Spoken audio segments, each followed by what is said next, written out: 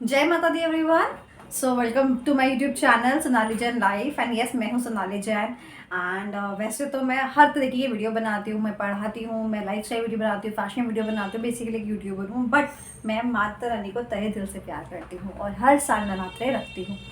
तो जब मेरा फास्ट वगैरह होता है तो मैं ये जो हमारी दुर्गा सप्तशती है इसका पाठ भी करती हूँ। एंड इसमें 13 अध्याय टोटल होते हैं और मैं 9 अध्याय ऑलरेडी पढ़ चुकी हूँ। ये 10वां अध्याय आज मैं पढ़ने वाली हूँ। तो मैंने सोचा कि जितने भी लोग हैं, जितने भी मेरी फैमिली है, अगर उनके पास टाइम नहीं हो रहा तो वो इस वीडियो को जो है सुन सकते हैं, माता रानी का ध्यान कर सकते हैं और मनवांछित फल जो है वो मांग सकते हैं। बिल्कुल आपको उसकी प्राप्ति होगी।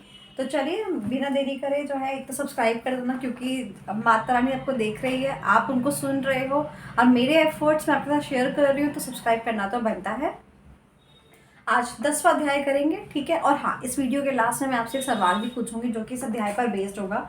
तो अच्छी तरीके से इसको सुनेंगे और जो भी आपका जवाब होगा वो कमेंट सेक्शन के अंदर डालिएगा। चलिए शुरू करते हैं। श्री दुर्गाय नमः। जो ये 10वां अध्याय है ये किसके ऊपर है? शुंभ का वध। चलिए तो शुरू करते हैं। ऋषि बोले, राजन, अपने प्राणों के समान प्यारे भाई निशुंभ को मारा गया देख तथा सारी सेना का संहार होता जान शुंभ ने कुपित होकर कहा, दुष्ट दुर्गे, तू बल के मत से आकर झूठ मूठ का घमंड न दिखा। तू बड़ी अभिमानी बनी हुई है, किंतु दूसरी स्त्रियों का सहारा लेकर लड़ती है। देवी बोली, ओ दुष्ट, मैं अकेली ही हूँ। इस संसार में मेरे सिवा दूसरा है कौन?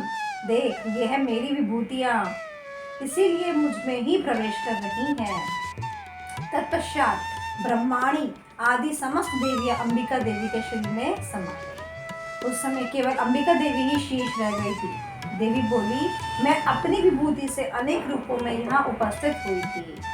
उन सब रूपों को मैंने समेट लिया और अब मैं अकेली उसमें खड़ी हुई हूँ।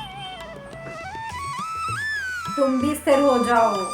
ऋषि बोले, तदंतर देवी और शुंभ दोनों में सब देवताओं तथा दानवों को के देखते देखते भयंकर संग्राम छिड़ गया। बाणों की बौछार तथा पैने शास्त्रों और दारुण अस्त्रों के प्रहार के कारण उन दोनों का युद्ध सब लोगों का बड़ा ही भयानक प्रतीत हुआ। उस समय अंबिका देवी ने सैकड़ों दिव्यास्त्र छोड़े। उन्हें दैत्यराज शुंभ ने उसके प्रतिकारक अस्त्रों द्वारा काट दिया। इस प्रकार शुंभ ने जो भी दिव्य अस्त्र चलाए उन्हें परमेश्वर ने भयंकर हुंकार शब्द से उच्चारण मात्र से ही खेल खेल में विनष्ट कर डाला। तब उस दैत्य ने सैकड़ों बाणों से देवी को ढक दिया। यह देख क्रोध में भरकर उस देवी ने भी बाण फेंक कर उसका धनुष काट डाला। तदंतर असुरों के स्वामी शुंभ ने 100 चांद वाली चमकती हुई ढाल और तलवार हाथ में ले उस देवी पर आक्रमण किया। उसके आते ही चंडिका ने अपने धनुष से छोड़े हुए पहने बाणों द्वारा उसकी सूर्य किरणों के समान प्रकाशमान ढाल और तलवार को तुरंत काट दिया। और फिर उस दैत्य के घोड़े और साथी भी मारे गए। धनुष तो पहले ही कर चुका था, अब उसने अंबिका को मारने के लिए उद्यत को भयंकर मुद्गर हाथ में ले लिया। उसे आते देख देवी ने अपने पहले बाणों से उसका मुद्गर भी काट डाला और इस पर जो है असुर मुक्का तान कर बड़े ही वेग से देवी की ओर लपका। उसने असुरेश्वर देवी की छाती पे मुक्का मारा और तब देवी ने उसकी छाती में एक मुष्टि बांध देवी का एक थप्पड़ खाकर दैत्यराज शुंभ पृथ्वी पर गिर पड़ा, किंतु पुनः सहसा पूर्वावत तो उठकर खड़ा हो गया और फिर उछला देवी को ऊपर ले जाकर आकाश में खड़ा हो गया। तब चंडिका आकाश में बिना किसी आधार के ही शुंभ के साथ युद्ध करने लगी। उस समय दैत्य और चंडिका आकाश में एक दूसरे से लड़ने लगे। उनका यह युद्ध सिद्धों और मुनियों के बहुत ज्यादा आश्चर्य करने लगा। फिर अंबिका ने शुंभ के साथ बहुत देर तक युद्ध करने के पश्चात उसे उठाया और पृथ्वी पर पटक दिया। पटके जाने पर पृथ्वी पर आने के बाद वह दुरात्मा असुर पुनः चंडिका को मारने के लिए उनकी ओर बड़े वेग से दौड़ा। तब समस्त दैत्य राजा शुंभ को अपनी ओर आते देख देवी ने शूल से उसकी छाती देखकर उसे पृथ्वी पर गिरा दिया।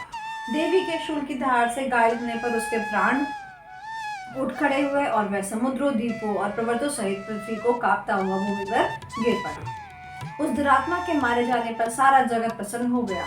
आकाश स्पष्ट दिखाई देने लगा। पहले जो उत्पात सूचक मेघ और उत्पात उल्कापात होते थे वह सब शांत हो गए तथा उस दैत्य के मारे जाने पर नदी आगे ठीक मार्ग से बहने लगी। उस समय शुंभ की मृत्यु के बाद संपूर्ण देवताओं का हृदय आह्लाद से भर गया और गंधर्वगण मीठे मीठे गीत गाने लगे। कुछ गंधर्व बाजे बजाने लगे और कुछ अप्सराएं नृत्य करने लगी। पवित्र वायु चलने लगी और सूर्य की कांति उत्तम हो गई।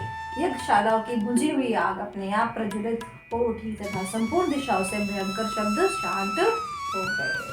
और इस तरीके से हमारा 10वां अध्याय समाप्त होता है। श्री दुर्गाय नमः। हे माता रानी, जिन भी कष्टों से मैं गुजर रही हूँ, प्लीज़ आप, मैं चाहती हूँ कि आप मेरी तरफ देखें और मुझे इनसे निकलने की हिम्मत दें।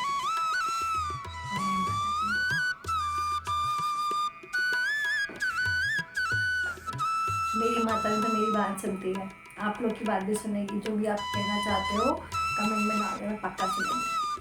ओके, तो इस हिसाब से मेरा 10वां अध्याय खत्म होता है। मैं आपसे सवाल पूछती हूँ, तो मेरा सवाल ये है कि आपको बताना है 10वें अध्याय का टॉपिक का नाम। बस इतनी सी ज़रा सा क्वेश्चन है, ठीक है। और हम मिलेंगे अपने नेक्स्ट अध्याय के अंदर, और तब तक के लिए माता रानी की खास स्मरण करते रहे और अपने घरों को खुशियों से भर दे। ऐसी चीज़ें माता रानी से ज़रूर मांगे। जय माता।